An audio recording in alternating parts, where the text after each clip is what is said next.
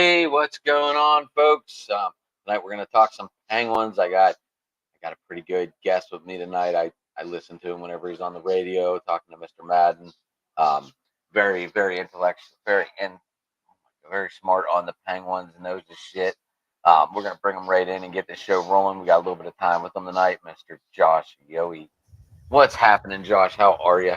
I'm good, buddy. Good to be back on the air with you. And listen, this is like the time of year. I know how it is with hockey fans. Not that they don't love hockey season, but like the next 2 weeks when all the transactions happen, that's what people get into more than anything. So I know we still got the Stanley Cup final going on, which is unbelievable. Like the cup might not. I I mean, think that's coming back. I they think might. it's They might. So yeah, usually there's not this much action like on June 20th, but we still got maybe 2 games left in the final, and free agency days 10 days away, and the draft is like 7 days away. So it's a pretty wild time on the calendar. Well, we know we didn't end up with the number one, another first round pick. We got the 44th pick now. Were you expecting to see Carolina go to the finals with the Jake edition? That actually was my pick. I think my pick was Dallas against Carolina in the final. I thought Carolina was really good, and it's not like they played poorly. I mean, they just got off to a bad start against the Rangers, and just fell too far behind. It happens, but it would have been nice for the Penguins. They would have slid into the first round, but they still get a second round pick out of it. And I don't. I know a lot of people were critical of Dubas at the time of that trade, I but was if I wanted to be critical of anyone right now, I'd be critical of Carolina because they got Jake for 2 months. He's not coming back. And you lost a couple of good prospects and Bunting and a draft pick if you're Carolina for 2 months of Gensel that didn't really amount to anything, even though he played well. So it certainly didn't work out for Carolina in the long run. Whether you whole second line was revamped. They had Kuznetsov, Jake, and who else? And then it was another trade acquisition on that line as well. It wasn't even the real second line. No, it wasn't. They're in a weird spot. Carolina's a good team, but they don't like to spend money. And we already know Jake's not going to resign there. So I actually think Carolina, it's a really well-run organization in a lot of ways. But when you don't spend money, eventually that catches up to you. So I don't know. You don't think Jake's going to come back here, do you, after all the debacle? I think it's very unlikely. The biggest thing, if you look at the Penguins right now, especially after the news that Alex Nedeljkovic got a new contract today, he'll be making $2.5 million. So as of right now, the Penguins only have like 10 or 11 million under the salary cap, and they literally have to fill out like 5 or 6 roster spots.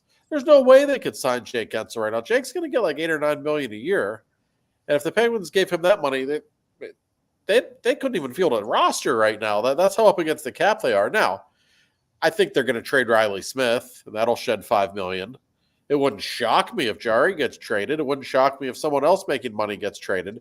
So Kyle Dubas might clear some space. But even if he does, somebody else out there is going to pay Jake more money. It's just the way it is. Now with that trade that Washington pulled off yesterday, Remper out there to LA now for debunk whatever we called him on pre-show. Do you feel that, because I read something that they were after Riley Smith, do you feel that they could be trying to add Riley? You talking about Los Angeles? Yeah, I mean, they're a team that I have heard connected with him. Vegas maybe might want to bring him back. He won a cup there last year. I think there's somebody out there that will take him. Dubas tried to trade him before the deadline. And from what I've been told, teams weren't real interested in having to pay Riley Smith for 2 more years. But now he only has 1 year left on his deal, and the salary cap went up a few million. So teams have more money to spend. It's only 1 year. I think somebody will take him off the Penguins' hands. It's so clear. He never really wanted to be in Pittsburgh. He never really fit in with the team. It makes all the sense in the world for the Penguins to clear that salary and get rid of him. Would you try and package him? I mean, now that they got rid of Darcy, what would you want in return for him, or what would you be expecting? He is a veteran. I don't know much about LA's depth. I, Um, I wouldn't really expect that much in return. I think the big benefit for the Penguins is just getting rid of his salary, quite honestly. And Dubas has made it clear, like he wants draft picks more than anything right now. Not that he doesn't want to add to the NHL roster. I think he does. But if he could get a decent draft pick for Riley Smith and to get rid of all $5 million of the salary, I think he'd be happy to do it. Kyle, yeah, he wants the Penguins to be better on the ice and to be a playoff team, but he also, simultaneously wants to make their system better and to add some real assets, in Wilkes-Barre and just in the organization in general. So I think this summer, the more draft picks and prospects he can get if he wants to get rid of some salary, I think that would make him very happy. have you been watching any of the draft picks any of the prospects that we got back from Jake from Carolina? Have you this Cruz kid seems to be pretty good. He seems to be getting better over the last 2 years in the University of Wisconsin. He's got about 35 points per year, but last year he had what was it, 14 goals, I think, 25 assists, something like that. Yeah, sounds right. I actually did see him play a little bit in the NCAA tournament. He's got some talent. I've had some scouts tell me he's kind of a feast or famine prospect. They're not convinced that he's going to be great, but there's like a chance he could be a really good player. He's got a lot of physical talent. I don't know that any of the prospects they got in that trade are going to be like standout players, but if two of the three turn out to be solid NHL players, like that's okay, because you're adding a couple of guys who can play, and I think more importantly, they'll be really cheap the next couple of years, right? And you need Right. some guys making $900,000 a year who can really help you, who can be effective players when they're not making much money, so you can spend some of that money elsewhere. That's how you get better, and the Penguins just haven't had those young players in the system really for years now. Not since really 2016 when Rust and Kunakol and Murray and Connor Sherry all kind of came up at the same time and made such of a difference, and they weren't making any money for a couple of years, and that allowed the Penguins to have people like Phil Kessel on the roster who was making a lot of money. So it's nice that they at least have some prospects now. Right. That give you a little bit of hope because they haven't had that before. I know. Whenever I was listening to pregame with Stag and Michelle comes on there, I guess she followed a little bit of the Val Kudovin. Is that how you say it? Yes. She said it. She said he looks really good, even though he is coming back from the broken neck. Apparently, she said he might be a really good player. I don't. I'm just listening to what she said. Obviously, she's people more than me, but I didn't know if you heard anything on that or not. I mean, not really. The tough thing is during the season, I don't really get a chance to see people play in the AHL because I'm always busy, focusing on the Penguins. So that's why I'm really looking forward to training camp. And I don't always say that. Like most Penguins training camps, you already know who's making the team. It's kind of boring month just watching guys get ready for October 10th or whatever the season starts. This year might be a little different. There's actually going to be some young players that I think there's some curiosity. And plus, if you include Yeager, the first round pick from last year, who had such of a great junior season, everybody's going to want to see him play in September. So they finally have some young guys that I think will be worth our receiving our attention here at some point. Do you think he's going to be on the second line if he does make the team? I think he would. I doubt he's going to make the team. Really? He's 19 years old. I mean, I just now if he shows up at camp and he blows everyone away, I mean, yeah, they'll put him on the team. We've seen that over the years. Like nobody thought Jordan Stahl was going to make the team at 18. He was just so damn good that all right, we got to leave this guy on the team. That might happen. The problem with Yeager, he's a natural center, right? And we already know who the top two centers on this team are. Right. And he's not a third line style player. Maybe he can play wing. I don't know. They've got it's kind of an odd situation. You kind of wish he were a winger, right? If he were a natural winger, there's a spot for him there. Center, just because you have Crosby and Malkin down the middle, is a little tough. I was a big overall, or I call him Jesse. I was a big Jesse fan even when he was in Edmonton. Um, he he got injured. Do you feel he fits in here? He's always been an interesting player. Um, I know the analytics people love him. He has the puck a lot when he's on the ice. The issue with him, he's just never been a great finisher, right? He has the puck a lot. He generates a lot of opportunities. Doesn't really score a lot, right? But I think that there's certainly a chance he can be a regular on this team. He's a big guy. He can still skate perfectly fine. Like, I don't see him as a top six guy, but if he's on your third or fourth line, if he can bang in 12 goals and just have the puck a lot, I mean, yeah, that's something you would take, because if you look at the Penguins last season, and we could say this about a lot of seasons, but especially last season, um, the bottom six just didn't score. And not only did it not score, but it didn't really do anything particularly well.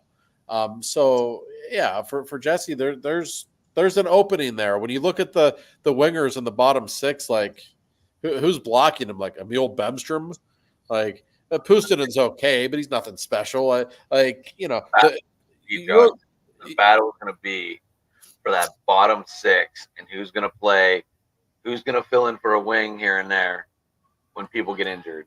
yeah. And training is going to be interesting, like you just said. There's going to be, you're going to have more stuff to write about in the Athletic. You know, you're gonna be more on top of it. It's not going to be, oh, here we go again, same lineup. It's going to be this year. Even we got David Quinn just signed now. Well, Very he's heavy. certainly.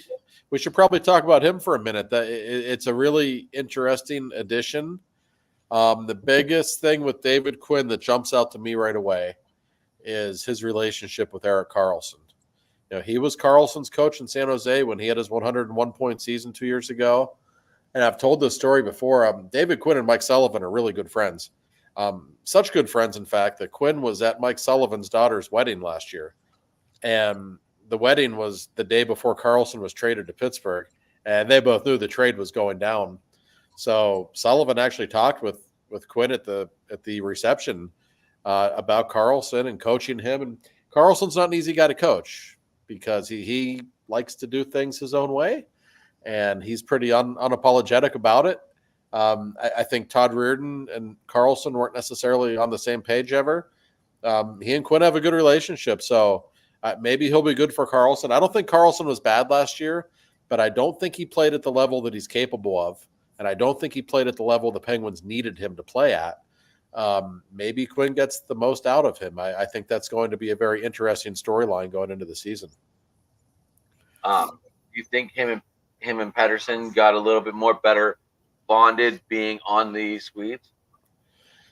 Yeah, maybe. I mean, no, those two are really good friends. I mean, their families went on vacation together during the bye week back in January. I mean, they were already really tight, and Pedersen is a nice luxury for the Penguins.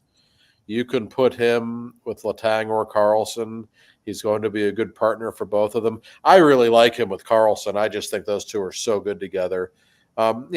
You want Erik to freelance and to jump into the play. That's who he is. But if you're going to do that, you need somebody dependable with him who, frankly, can clean up some of his messes. And Marcus is by far the most qualified on the team to do that. So those two together is a really good situation. And, Marcus only has 1 year left on his deal. Kyle's got other things to take care of this offseason, but I think at some point you might see a contract extension for number 28. I think he earned it. I think he did too. That's what I was trying to figure out, like where this is going. Like who else? Like I know the defense is deep this year, but where do we go from there? I mean, we know we're going to have Letang, Karlsson, and Pedersen, but where do we go? We got to shoot more on the power play. Well, yeah. Well, let's start with the blue line, right? All right. In Karlsson, Letang, and Pedersen, you got 3/4 of a pretty damn good top four. Right. Who's the fourth guy? Like late last season, it was P.O. Joseph playing with Letang, and I thought P.O. actually played his best hockey in the last month. He was pretty good.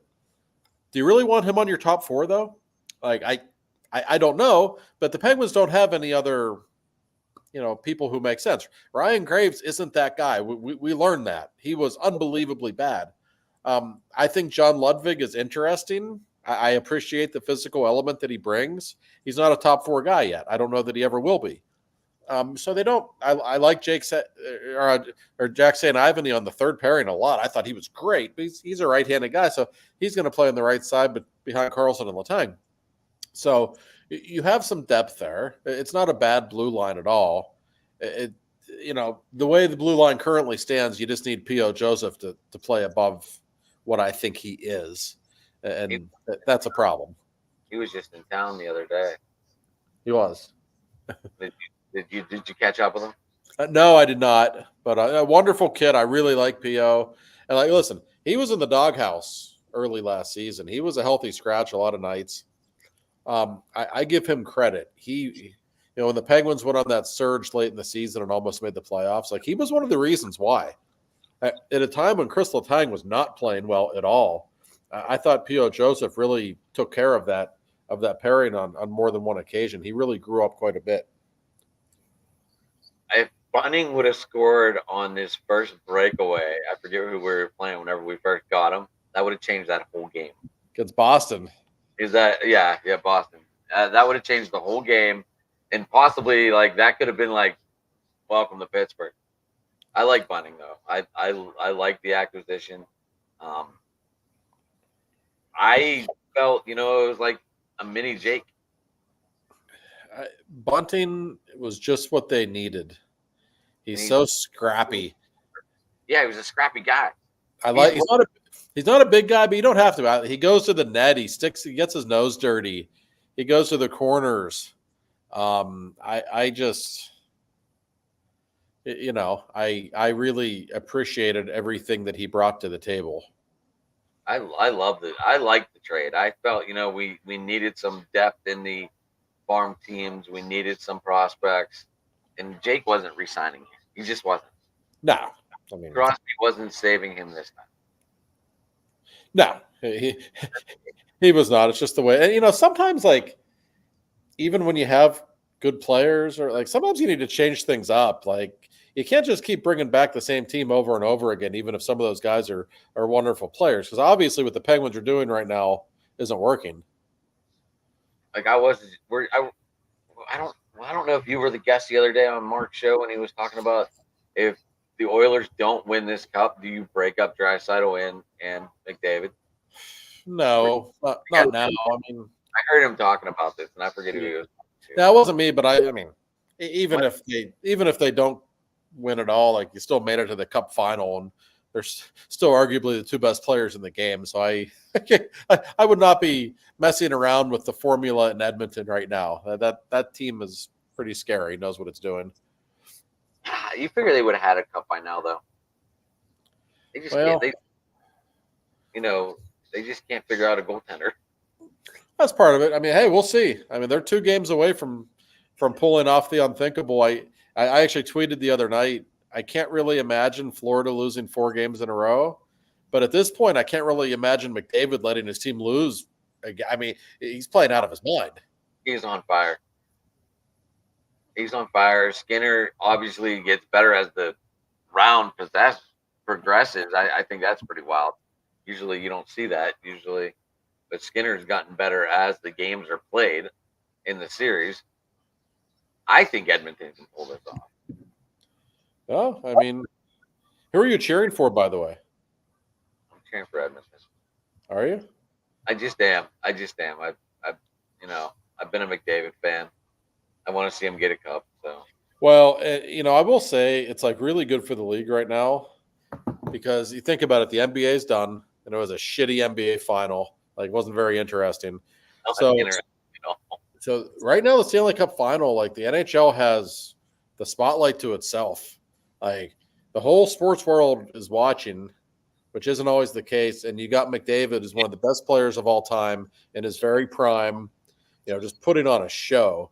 This is a very good thing for the league. It really is. I hope it goes 7 games. If we got a game 7 on Monday night, that would be awesome. Right. And I would not want to be a Flames fan. I wouldn't know if I wanted someone to win the cup or not. It's just Kachuk, played for Calgary all those years, and the way he went to Florida, and then you got like, do you root for Edmonton as a Calgary fan? What do you do? What is that situation like? I don't know. It's like, a lot of Canadians just want a Canadian team to win the cup because it's been since 1993. I get that. But like, if I'm a Calgary fan, I can't be cheering for Edmonton. That's like a Flyers fan cheering for the Penguins to win the cup just because they're both in Pennsylvania or something. Like, it just doesn't work that way.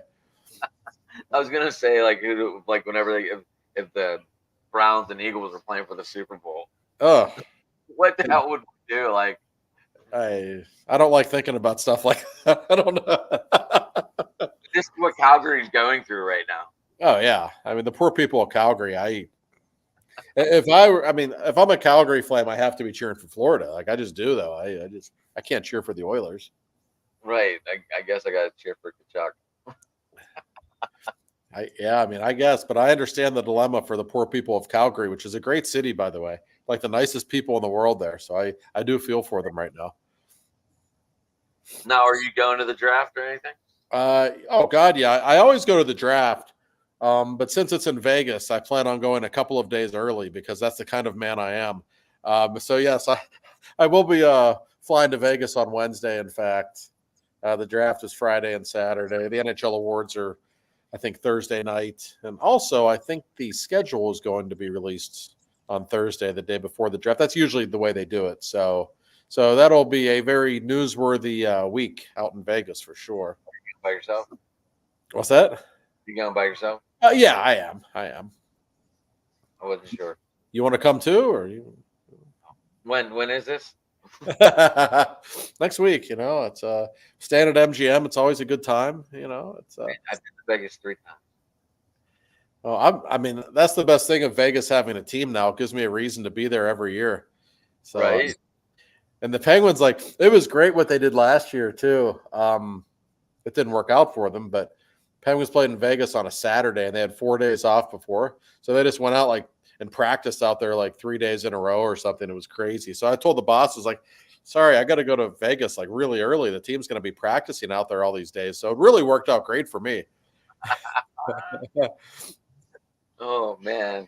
And so like where they were still on Pittsburgh time, so they could have practiced at like 5 a.m. there. It would have been 8 o'clock your time. Then you had all day to do whatever you wanted, right? That's the problem when you go out west. The first couple of days, you're waking up at 5 in the morning. You don't know what the hell time it is. It always throws you off a little bit.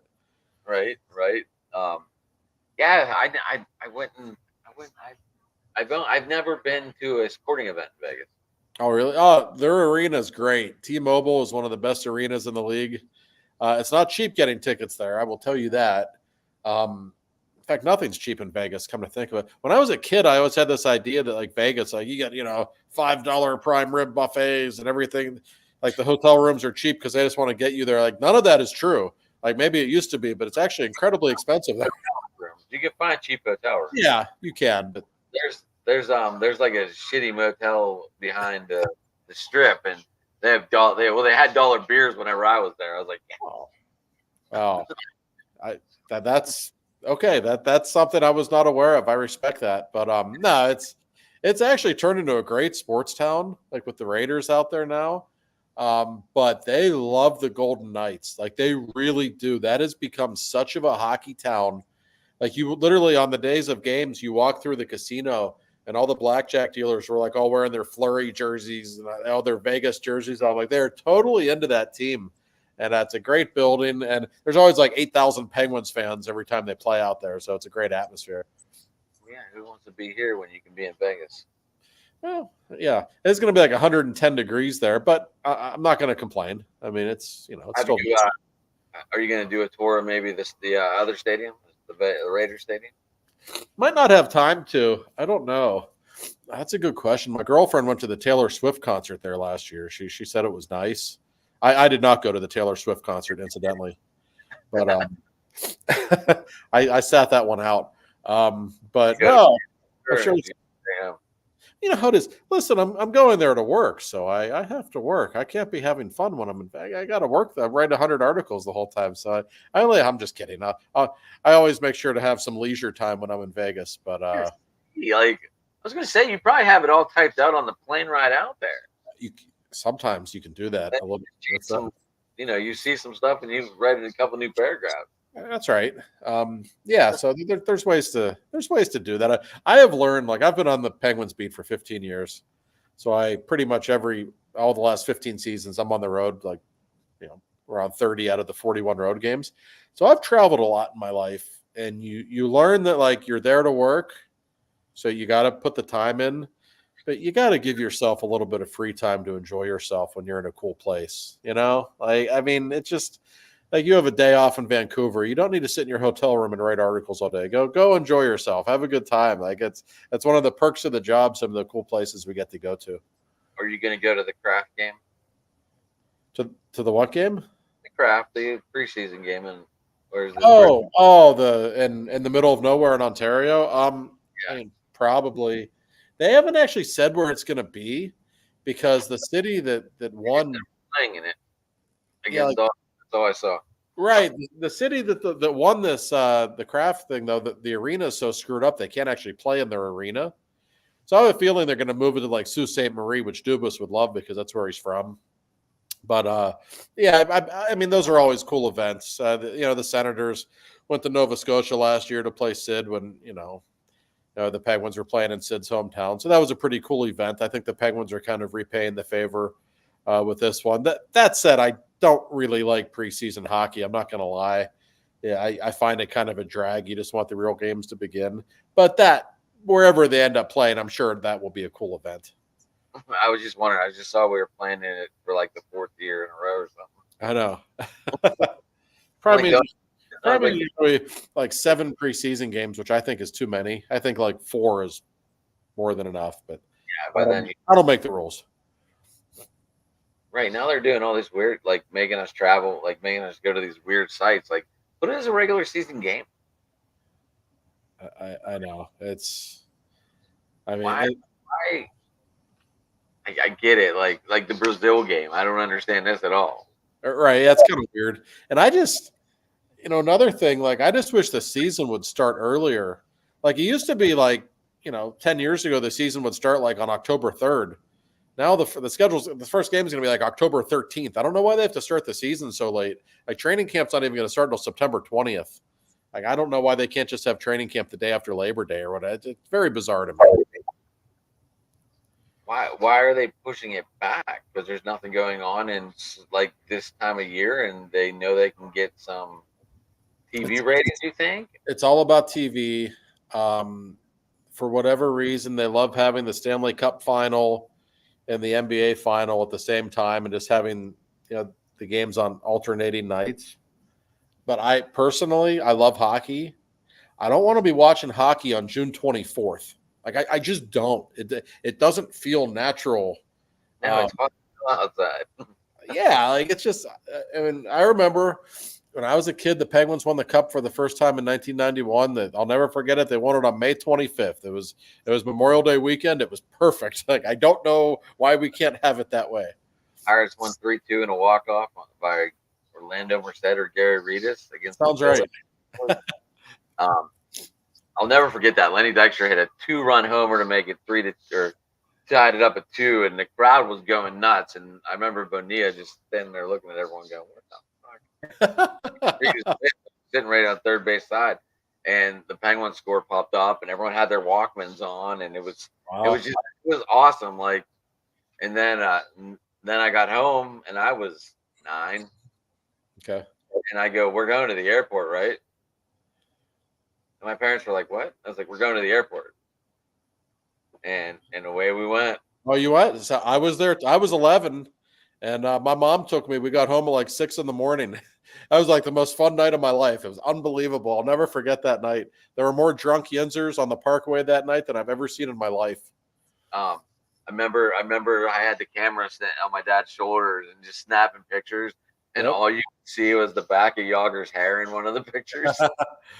Oh yeah, no, that was and I mean, it was so wild. And in fact, a dude got killed. He fell off a bus. He walked. No, he fell off the top beam. Remember how the board had the pillars across the top? Yeah. The guy was sitting up there doing nothing.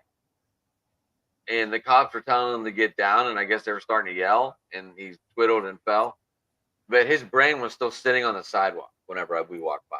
That's no good. Yeah, and that's why after that they didn't let people come to the airport the next year when the Penguins won the Cup in '92. They did the smart thing, and they opened up a runway to the new airport. That's right.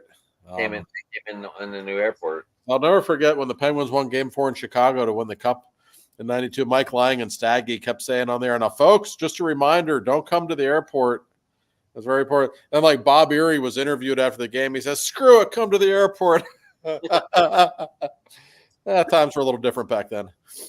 That goal by Lemieux against Belfour was probably one of the best goals ever off the deflection, off the faceoff. Was that Game 2 in Pittsburgh to tie it? You mean the billiards goal when he shot it off of his pad? Yeah. Oh yeah. Yeah, I mean that was.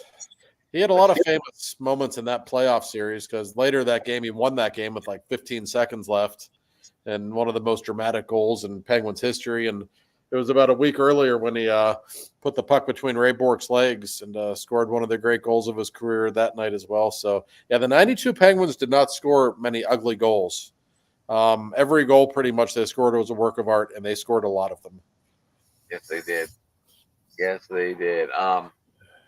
Yeah, I don't know which team was more exciting, 91, 92, or the 93 elimination team that was stacked and they were just out of gas. Well, yeah, I mean the '93 team. I mean, everyone says that's the greatest team in Penguin history. I understand why people say that because they won 17 in a row, but it was basically the same team as the '92 team. Like there weren't really many different people on that team. They just happened to get incredibly hot. But I think a lot of things happened then, but I think that team was pretty full of itself, honestly. I think they thought they were unbeatable. And a lot of bad things happened, but I always say of all the Penguins Cup teams, the '92 team was the best. They just you finished the playoffs by winning 11 straight games, and against the teams they did it against. That was Lemieux at the very height of his power. No hockey player has ever played like that, as far as I'm concerned. And he was just so dominant at that time. Very lucky to be growing up in Pittsburgh at that time. I really fell in love with hockey then just because of that team. Did you know David Quinn was drafted in '84 too? Was he?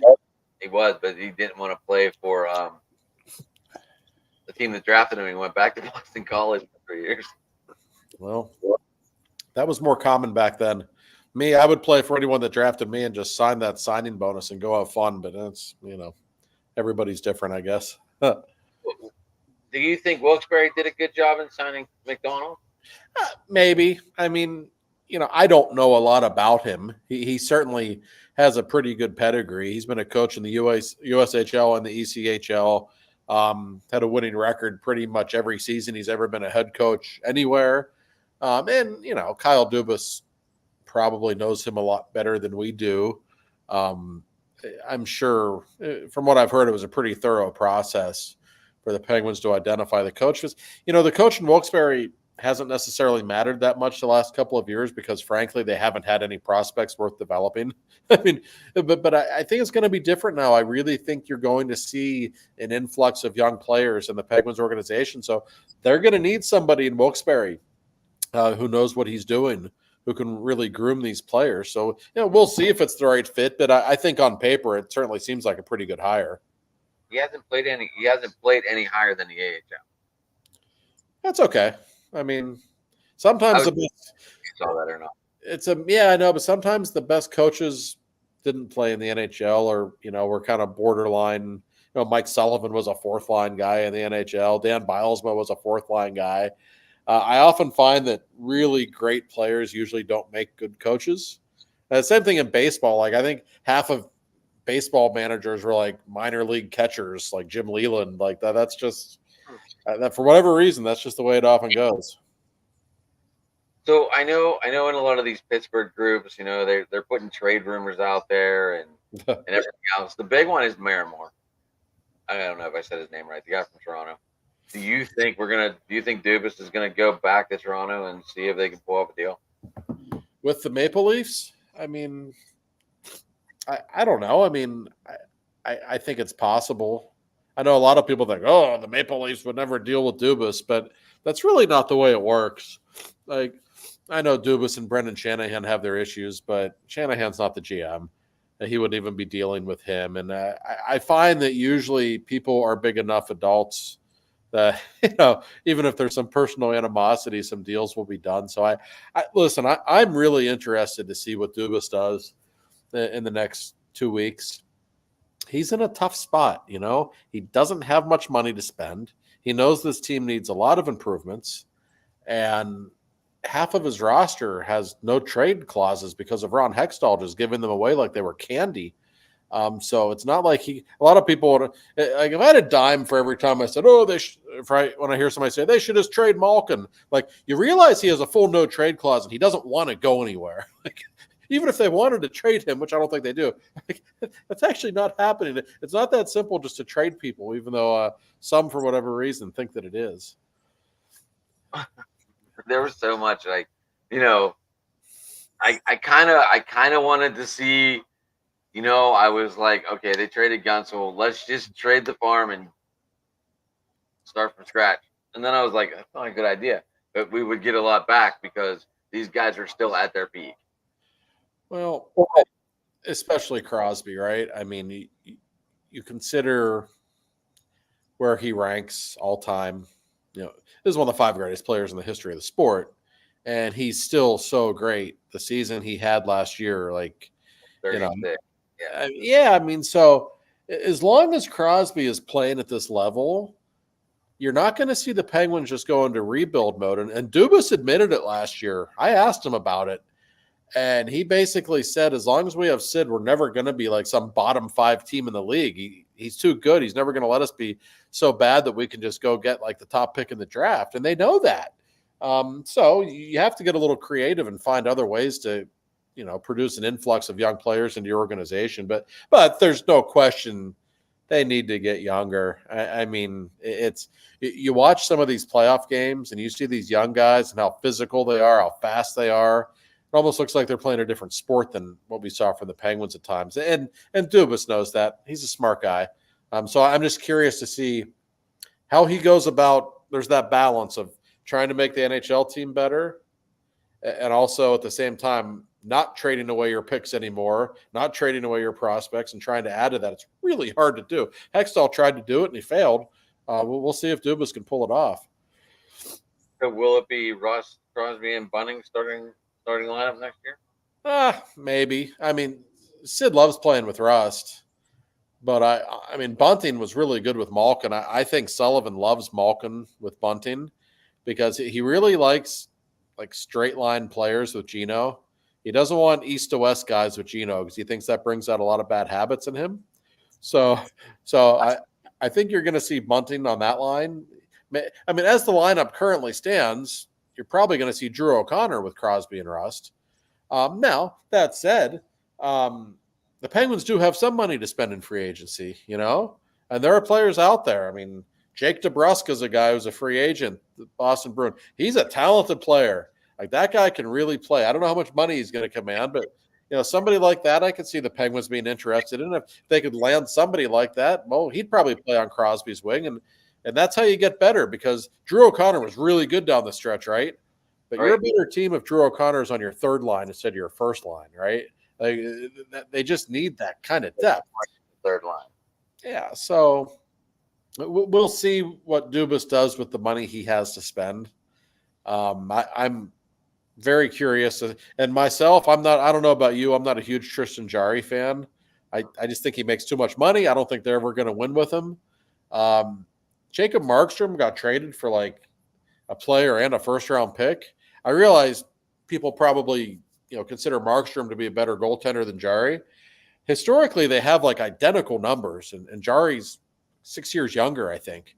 I think you could trade him for something. And now with Alex Nedeljkovic back in the fold, I don't know if Nedeljkovic is a guy who's ever going to lead you on a Stanley Cup run. I think he's a great backup. I think he's a decent like 1A kind of guy. Right. But you got him in the fold, and you got Bloomquist, who they really like, who might be ready to play in the NHL. I'm curious to see if Tristan Jarry might get dangled in a trade talk. It would not shock me. If Ned could play like he played down the stretch all season, Yeah, I mean, I mean, I don't know where that fire came from. no, and he was pretty good all year. The only thing with him, he's But never played. he picked it up a lot in his last 12 to 14. Oh, he was great. My only thing with him, and this isn't his fault, like he's never played 50 or 60 games in a year. We just don't know if he can do it. Like there are some goaltenders that are going to wear down when they have to play that much. And I'm not saying he would. It's like we keep going back to baseball. There's like some baseball players who are great platoon guys or great bench players. When they have to play every single night, eventually they get exposed a little bit. Maybe that's the case with Ned. Maybe it isn't. But I think he's a good goaltender. Great guy. I mean, everybody in the locker room loves that guy for what it's worth. Really likable character. And I'm a little surprised that they signed him today. If I were Ned, I would have waited until July 1st just to see what somebody's going to offer me. I think somebody may have offered him more than 2.5 a year, quite honestly. But listen, it's $5 million. That gives him a lot of financial security.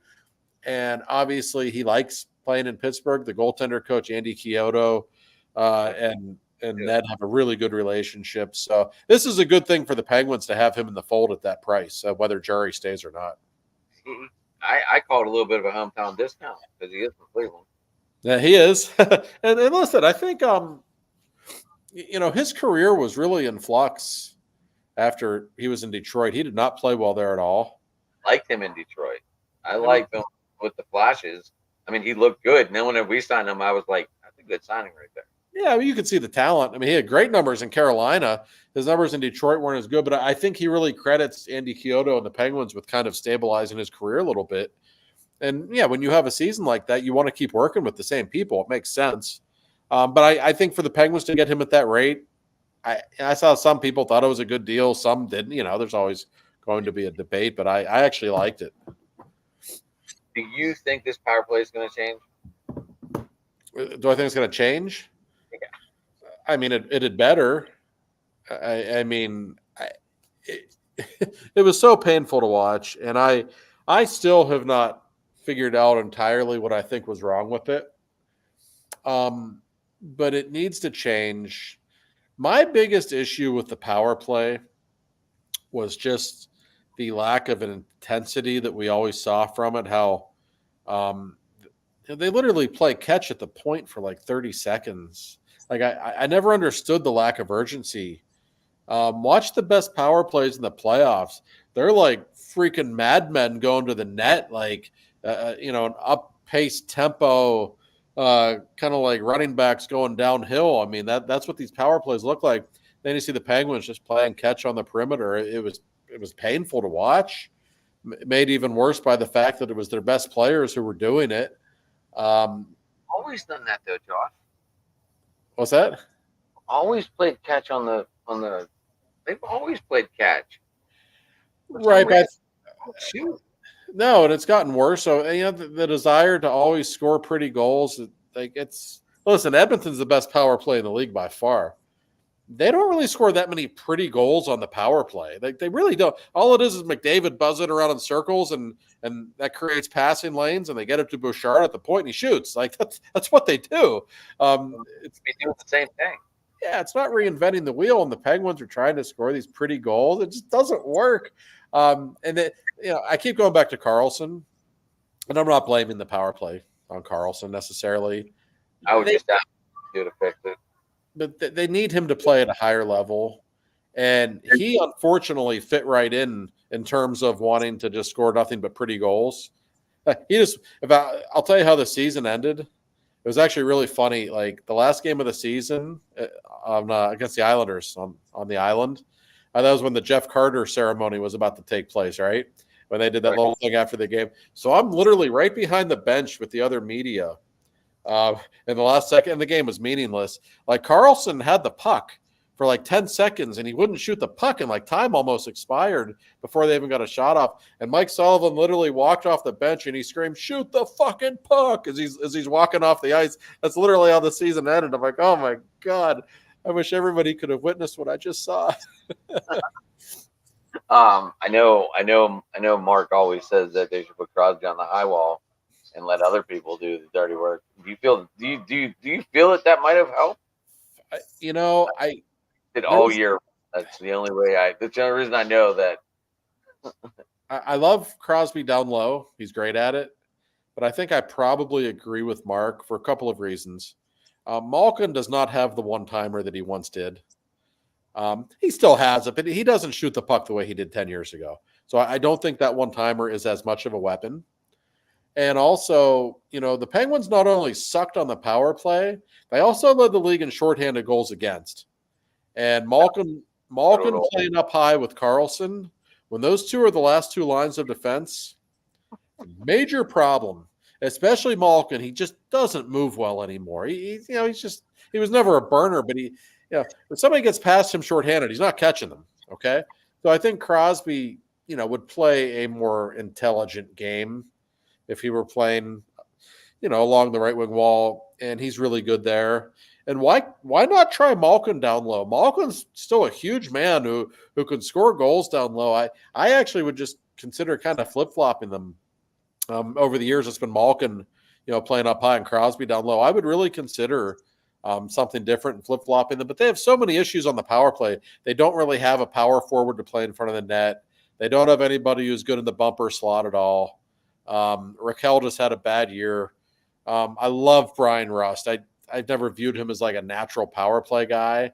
So they just have all these problems on the power play, and I don't know how they're going to fix it. But if they even had an average power play last year, they would have comfortably made the playoffs. That's the reality. Have you ever brought any of this up to any of the guys you talked to? Oh, sure. I mean, listen, the last game of the year, it was after the morning skate in Long Island. I looked at Erik Karlsson. I said, "Hey, man, don't mean to piss you off, but I got to ask about the power play one last time." He looks at me. He says, "I don't blame you." He said, "We suck on the power play. You should be asking us about it, all the money we make." It's like, wow. Like, he was very open to discuss it. I don't know if he knew what was wrong. No one ever really said what they thought was wrong, but it was so painful to watch. Like, all these Hall of Famers who can't figure out the power play. It just I've never seen anything quite like it. Too many names? Any names? Was there too many names on one No. line? Maybe. The scary stats or something? I don't know. Like, Oh, it's an interesting thing. The best power plays don't always have the five best players on the team on them, but the Penguins kind of do it that way. And sometimes you need the Chris Kunitzes or the Hornquist just to win battles down low, and they might not have been the most skilled people, but sometimes that's what makes a power play work a little better.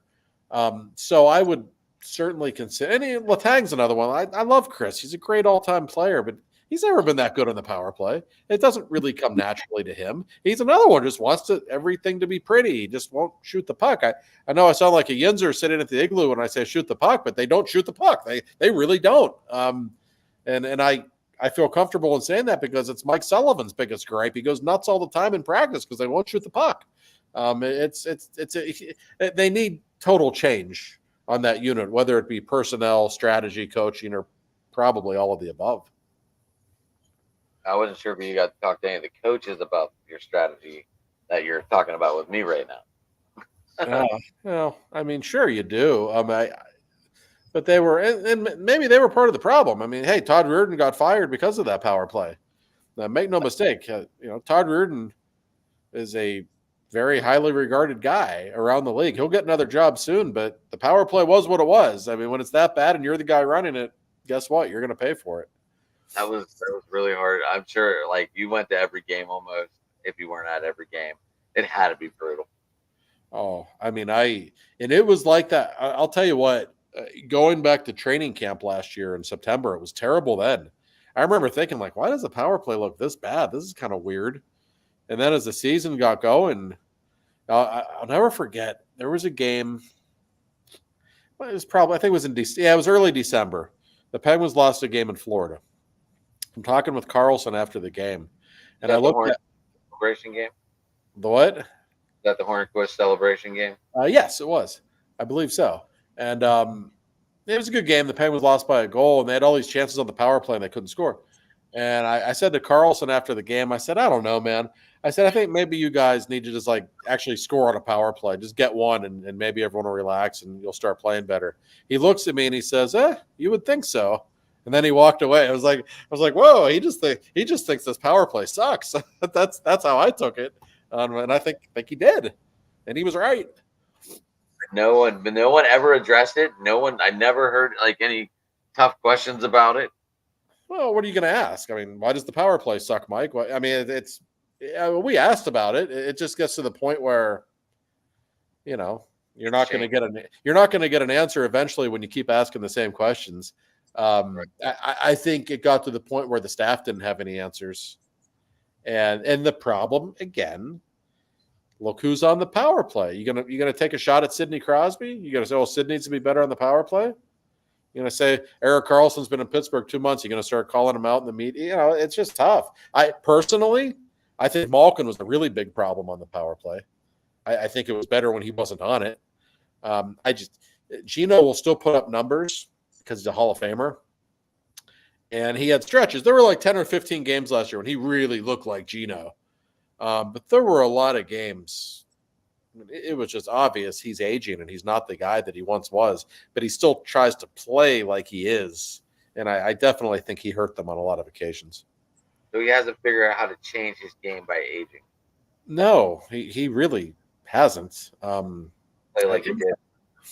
And that's tough. I mean, some guys never do figure that out, but Jágr learned to change. When Jágr hit his mid-30s, he knew he wasn't as explosive anymore, that he had to develop or produce all of his offense from down low, and that's what he did. And you've seen Sid doesn't score in the rush as much as he once did. He still does sometimes, but right. I think he's learned that he's still at his most valuable when he's down low, using his power and his ability to shield defensemen and all the stuff. He's the best player ever down low, so that's where he spends most of his time now. Malkin still tries to skate through everybody in the neutral zone like it's 2008, and he's not that guy anymore. He just isn't. But I don't know that they'll ever get it through to him that he's not.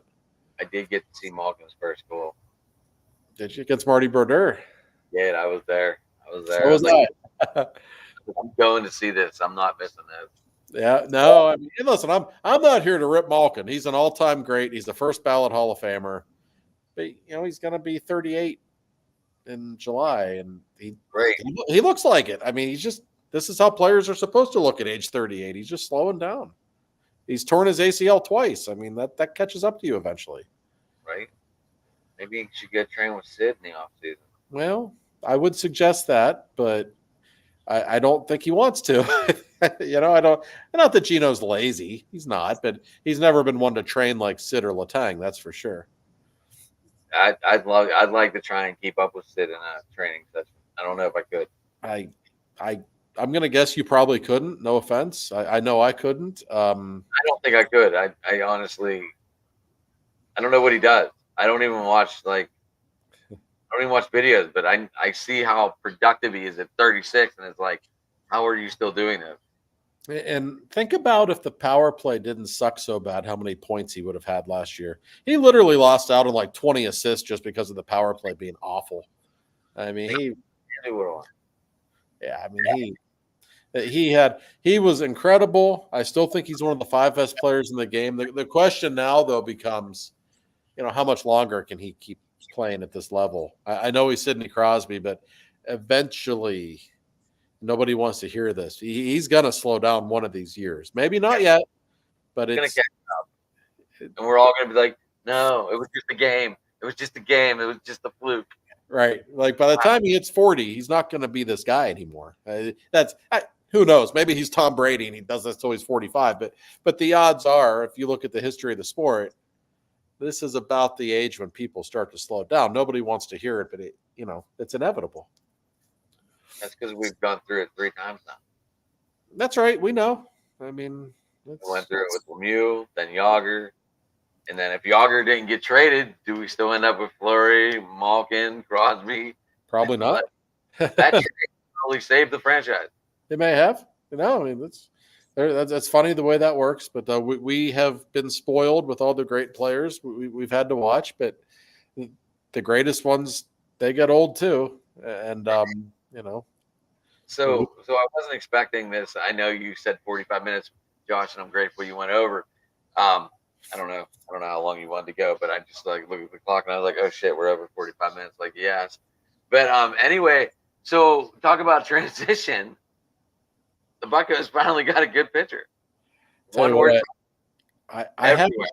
I haven't been able to get to PNC Park to see him pitch yet, Me neither. He's pitching but Sunday. I know I might go. Every time the dude's on television, I stop what I'm doing and I watch the Pirates play that night. Um, he's special. He's a star. I mean, I I don't give the Pirates credit for much, but I will give them credit. I wasn't sure who the right pick was last year, if Skeens or Cruz was the right guy, and no matter what becomes of Cruz, to have a pitcher this dominant, I cannot argue with that decision. I mean, this guy is electrifying. And how about the standing ovation he got in St. Louis last week? That was I have unbelievable. used that as one of my. I do Pittsburgh chat. We're talking Pirates right now with Rich Richardson, who did CBS Radio Yeah, for 20 plus years. I don't know if you got to hear that name or not. I know you're. yeah, I know the name. Yeah, yeah. He's supposed to be here tonight, but he's on a date with his wife, and he's like, I Oh, can't blow it off. I was like, I don't blame you, but I sent him the link anyway in case it ended early. But here is my question. I am pushing for it. I think he should be a starter in the All-Star game. why not? I mean, he's who people want to see. And who's a better pitcher than him, right? Who's a better starting pitcher than him right now? I don't Right? know. I mean, honestly, like if the guy, I know he didn't come up until May, but it might sound crazy, but if he gets up to 15 wins, like he's going to be in the Cy Young conversation. I know that that might sound a little hyperbolic, but I don't think it is. Like I think he's that good. This kid is better than Garrett Cole, and I didn't think it was possible. Yeah, I mean, Cole. And listen, Cole's lived up to the hype. You know, he's been a great pitcher, Cy Young guy. But and Cole was really good right away, but he wasn't this good. I mean, he wasn't this dominant at No, this level.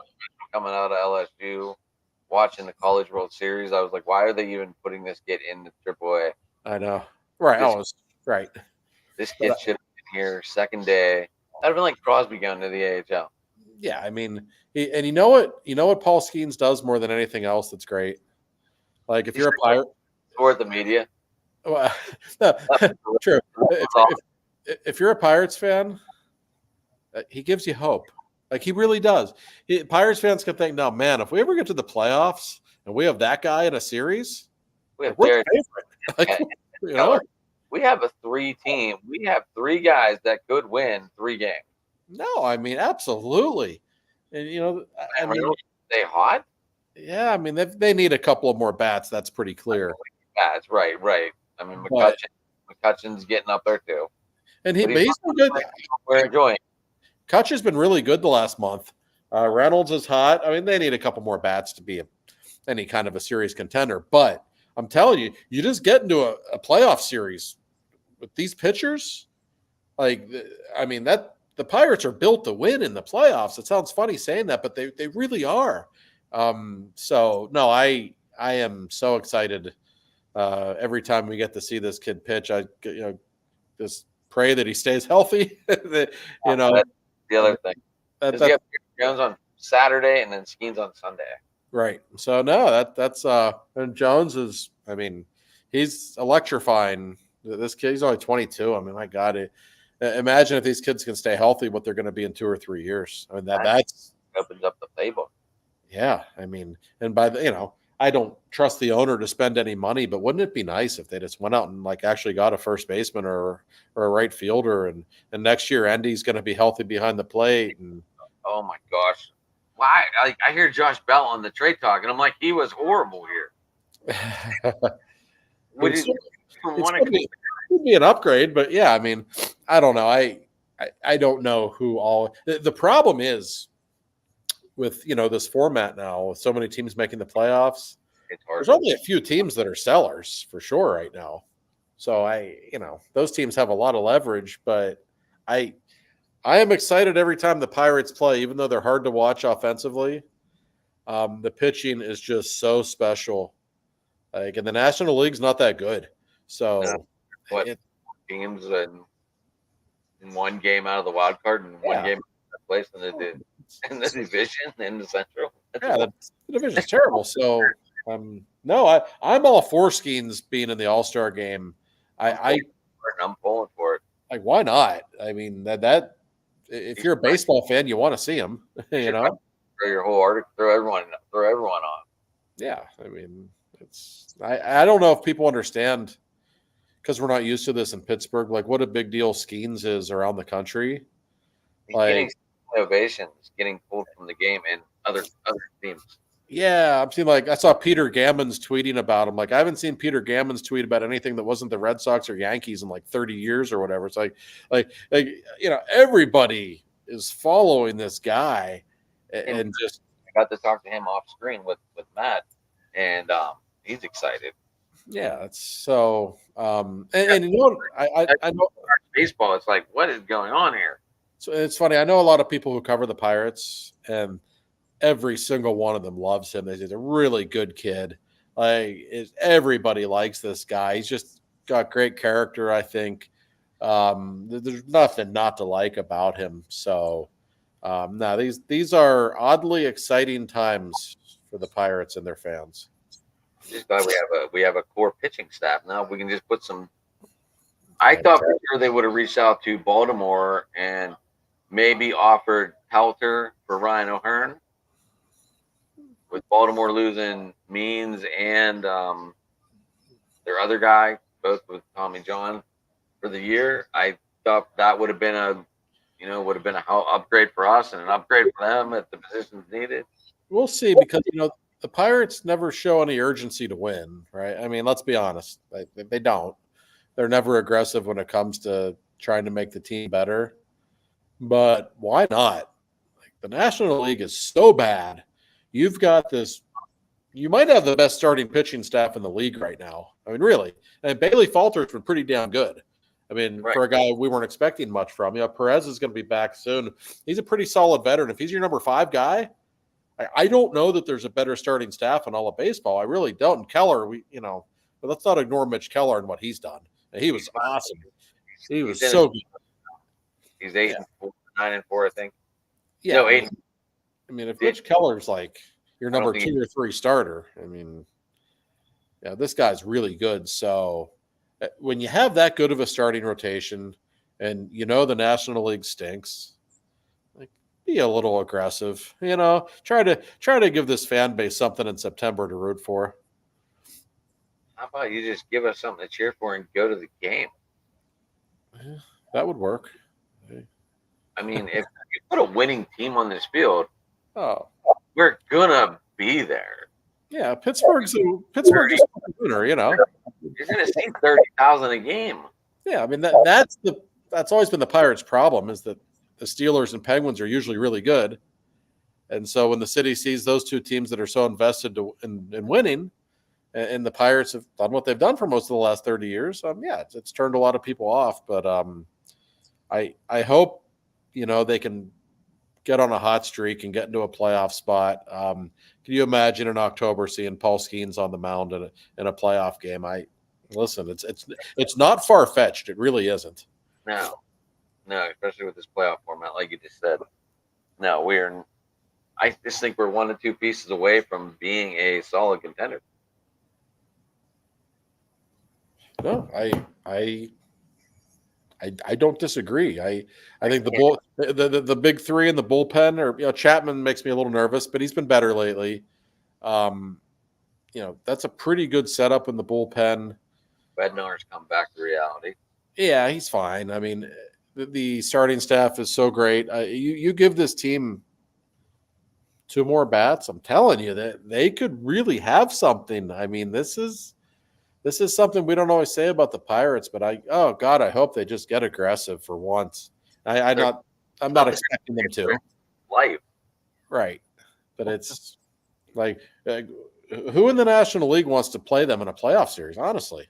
I mean, who wants to face their pitching? That's my question. Yeah, that's just the thing. I mean, you might not mind facing their lineup, but that nobody wants to see Skeens, Keller, Jones in a playoff series. right. And then you have um, Chapman in the background, who just coming off the World Series win.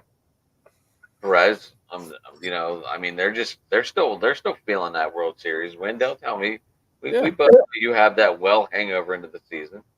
that's right. I mean, so yeah, I'm very curious to see how the rest of the season goes for our Bucks, but I am optimistic with the talent that they suddenly have. I know it's probably gonna be like 130 degrees, but take the kids down there on Sunday, Josh. Enjoy the day. I might just do it. Let me know if you're going. I don't know yet. I want to go. I just haven't looked into it yet. I need to try and get off from work because work's been a freaking nightmare the last couple weeks. It's another story for another day. I get it. Work, because your work's way more exciting than mine. Yes, Not. I I'm did just. get lucky in the work You ever front. get on the press box like at PNC? Have I been in the press box at PNC? Like, do you get passes to go there? And No, I mean I've covered Pirates games before in the past. I mean, would they, if you said, "Hey, I want to write about Skeens," would they give you the work pass? Probably. I like to think so. I wasn't sure if you were only hockey at the Athletic or. I mean, I am, but we don't cover the Pirates anymore, and we're gonna. I hope we hire somebody to do so, because people are gonna want to read about this kid in particular. I'm He is excited one- to he know is that. one of the biggest names in baseball, and we've seen like those showdowns he had with Otani. When he struck him out the first time, then Otani took him deep. Like that. That was great theater. Like I love it. It was a full count to Otani, and he said, "All right, here comes the fastball." Like he just went right at him, even though he got beat on that occasion. Like this kid's electric. He's not scared. No, it was He's. not. I think he owns what the top 15 fastest thrown pitches by a pitcher. Yeah, I guess you're not scared when you can throw 102. I mean, that's Right, but I mean, then the next pitcher was like 98. well, yeah. And I think Jared Jones is the next closest with yeah. So that's I saw some stat there have been like so many pitches thrown over 100 miles an hour this season, and the Pirates have like more than 50% of them in the whole league with Chapman too. So yeah, it's funny the Pirates, even in the Pirates' great seasons in the World Series years in the past, they've never really had great pitching. They've always been a team that kind of outscored people even in their best years. They've never when you think who's the greatest pitcher in Pirate history, they've never really had they've never had a Sandy Koufax or a Bob Gibson in their organization, but maybe Skeens is that guy. I mean, before Skeens, you would say probably Doug Drabeck. Steve Blass or Doug Drabeck. Nothing against those guys, but they weren't all time greats. No, we just ran into a kind of like what we have right now, Glavin, Maddox. Yeah, I mean, and they also had Smiley. yeah, I mean they've had some good pitchers, but I mean Skeens is they've never had a pitcher with this talent. They really haven't. I mean this is I hate the word generational because I think it's overused. But he's a generational pitching talent. Like guys like this don't come along very often. They really don't. Now I've been saying this kid doesn't even need to go down the AAA and all that. No. But did you see what he did after his first start in Indy? No.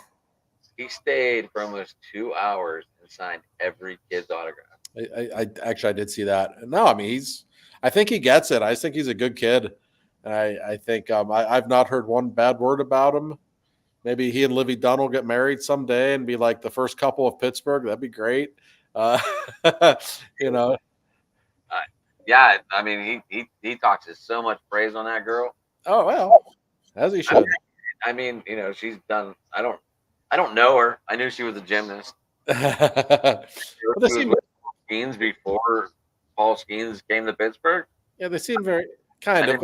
Yeah, I mean, they seem happy, but yeah, everything I've heard about him. People who are around him every day say he's a great kid. Like he just, you know what I love about him too. Like his last game, forgot what day it was, whatever day it was. He against Cincinnati. He gave up a run in the first inning. He got hit hard in the first inning. They were clearly just guessing fastball every pitch, and he just adjusted the rest of the game and threw more breaking balls than usual. He just made it look so easy. Like, oh, I'm going to adjust just a little bit. Like usually 22-year-old kids don't think the game that way. You can just tell how advanced he is mentally and what a competitor he is. Like he just has all the attributes that you want in a pitcher. I don't know what I was watching. I was watching a YouTube short on this kid who's down. I guess he's in like single A ball. Okay. He has the same release point on every pitch. Really?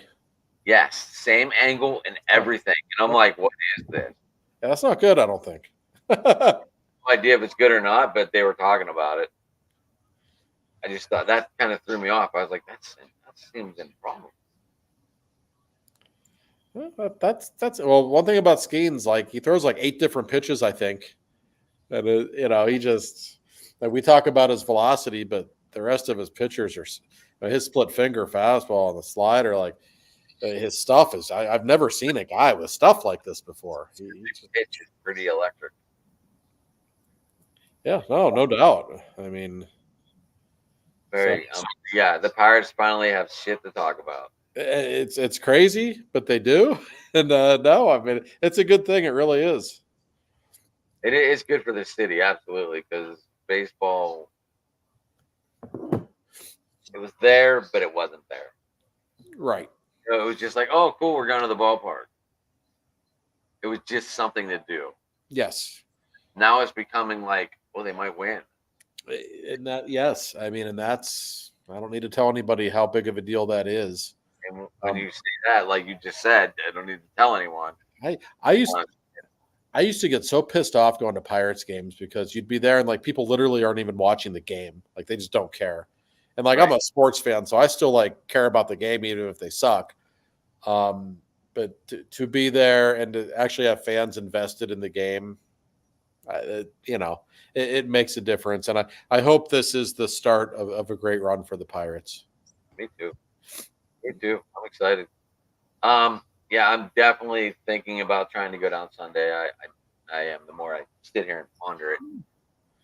It's only going to be like 92. We'll survive it. I don't know. Yeah, at least we can wear shorts, right? That's right. Down on that, remember on that turf and how hot it used to be? Oh. Like at Rivers. I remember I was like 7 years old in 1987. It was like Meet the Pirates Day. So I'm like on the field with Barry Bonds and Bobby Bowe getting my picture taken. I remember feeling the heat on my feet. It's like, oh my God, this is so hot. And it was just cement under carpet, basically. Things have changed, thank goodness, because that was just miserable. It really was. I remember, that field was, and they said playing football and that was awful too. Oh, imagine getting tackled and Concrete, pretty much. Yeah. I mean, it was total concrete. It really was. Players today have it much better playing on grass and on the soft turf because that old hard turf at Three Rivers. Oh my God, just awful. That was the same way, wasn't it? Yep. Yeah, Pittsburgh and the Vet and Philly and St. Louis and Cincy. Those 4, like it was turf. I see like 115 degrees on the field today here in St. Louis, and I believe it. And then you get the humidity, and then I don't miss those days at all. Nah. No, the ballparks are much nicer in this era. There's no doubt. You feel we still have the best ballpark? What's that? Oh, well, I mean, Pittsburgh we're very lucky with PNC. It's in a league of its own. I've been to a lot of them. It never gets old walking into that place. I'm not going to be the homer, but besides PNC, I like Fenway. Fenway? I've been to Fenway and Wrigley, and I like Fenway a lot better. Fenway's awesome. Fenway, when you go to Fenway Park, you feel like you just like walk back into time and it's like 1920 or something. Like it just feels different. You can smell the history in that place when you walk in. Yeah. And I love how they let you walk around the whole thing. And during the inning breaks, if you want to go get your picture on the field, like down by the dugouts and stuff, they let you go down there. Yeah. So I thought that was like just totally won my experience. Yeah, Fenway's a really cool experience. I've been to a few ballparks. I really like Coors Field in Colorado. It's a really cool place. Denver's one of my favorite cities, so I'm a little biased, but a really nice ballpark. Yeah, Fenway, man, the first time I went to Fenway, I was like, man, I've been missing out. This is a baseball crowd. Like people were so into the game, and it was great. And Wrigley's cool too, but Wrigley's kind of a dump. I sat down low behind home plate, and then I went by myself one day. I flew out for the day, and I sat like way up top. I was in a Pirate jersey, and I thought I was going to get my ass kicked, but it was fun. It was fun. I didn't care. I had a blast. That's one cool thing. Is like football stadiums are pretty much all the same. Like there's not much difference between them. But baseball stadiums are all so unique, and there's just some places that are really worth seeing. And I'm lucky. I've always wanted to go to Dodger Stadium. I've never been to a game in LA, but that's definitely on my list. What was it? What was it like? Did you go to any of the Arizona games? And the college rink, you mean? Oh yeah, it was actually really cool. Was it cool? I wasn't sure, like, because they said you had to walk outside to the locker rooms or whatever. I wouldn't want to be the home team. Like just as like somebody at the game, the vantage point was cool because it was so small, like everyone's close to the ice. But I'll never forget this. This was last season. It was the game when Letang and Malkin shot the puck into their own net. So nobody's in a good mood already because of the way they lost that game. And you have to walk outside to get to the locker room. So I'm standing out there, and then I noticed something that you never see in Arizona. It was pouring down rain. So there's our game. That's right. There's this tent above where they walk to the locker room. The tent had a big hole in it. And so there's water gushing on the Penguins. Like Crosby got splashed like he was on the log jammer. Like I'm thinking, oh my God, they already lost, and now it's like freaking raining on them. This is like you can't have an NHL team play here anymore. Like it was a cool experience just to see it 2 years in a row. But if I were the Coyotes, man, I wouldn't want anything to do with that place. Know what? They're going to Utah? Yes, Salt Lake City. Are they going to play where the Miracle on Ice happened? No, it's where the Jazz play. I think is where they're playing. I don't even know the name of the place, to be honest with you. But so we got a new hockey team next year. New gear to buy. Yeah, they're not going to have a team name until next year. See, that's just marketing bullshit. Everyone's gonna buy their Utah Hockey Club jerseys this year, and then when they actually name the team next year, people are gonna have to buy those shirts as well. So very intelligent marketing there. But yeah, I've never been to Salt Lake City. I've heard it's a beautiful city and a good sports town, so we'll see. But it has to be a better setup than what the Coyotes had in Arizona the last couple of years. And then I also saw the North Stars are going back, or the Wild are going back to the North Star colors. Yeah, how about that? Which is cool. Like the North Star colors are great, so I'm totally in favor of that. Yeah, that's. I think we covered pretty much every sport. I mean, we can get into Steeler talk if we want to, but I doubt you want to. Yeah, that's probably enough for now. We got to save something for my next appearance. Right. I got to come on more often. I know. Oh, you're always welcome there, Josh. I always invite you. I know. No, I enjoyed it. I will come on again this off season for sure. I got bored in the summer, so I have a lot of free time. So okay. I'm sure Rich would love me and Rich do Wednesday night Pittsburgh talk. So I'm happy to. I will tell him. He'll be excited. Excellent. So, Josh, how people get a hold of you if they want to talk to you? Oh gosh, you can email me.